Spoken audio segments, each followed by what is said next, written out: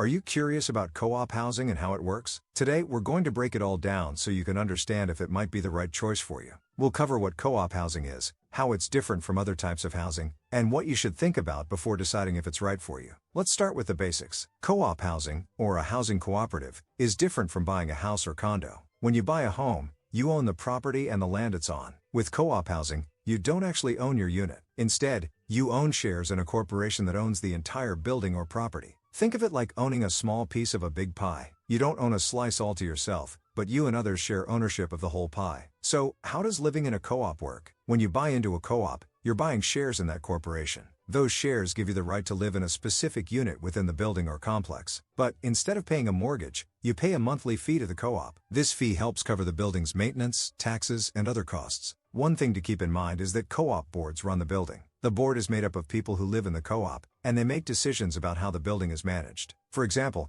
they might decide on rules for pets or renovations. So, you have a say in how things are run, but so does everyone else. You might be wondering how co-op housing is different from buying a condo. Well, with a condo, you own your specific unit and a small part of the common areas, like the hallways or pool. But in a co-op, you own shares in the whole building, not just your unit. Another difference is how decisions are made. In a condo, decisions are made by a condo association, which is usually a mix of owners and a management company. In a co-op, it's the board of shareholders who make the decisions, and those shareholders are all the people who live there. One important thing to know is that selling your co-op shares can be a bit trickier than selling a house or condo. The co-op board often has to approve who buys your shares, which can sometimes slow down the process. Now, let's talk about the advantages of co-op housing. One big plus is that it can be more affordable than buying a traditional house or condo. Since you're buying shares in a corporation instead of a piece of property, the cost is often lower. Another advantage is the community aspect. Because everyone in the building is a shareholder, people tend to be more involved in how things are run. This can create a strong sense of community, where everyone looks out for each other and takes care of the building together. Plus, because the co-op board gets to approve new buyers, there's a level of control over who moves into the building. This can help keep the community close-knit and maintain the quality of the property. But before you get too excited, there are some things to consider with co-op housing.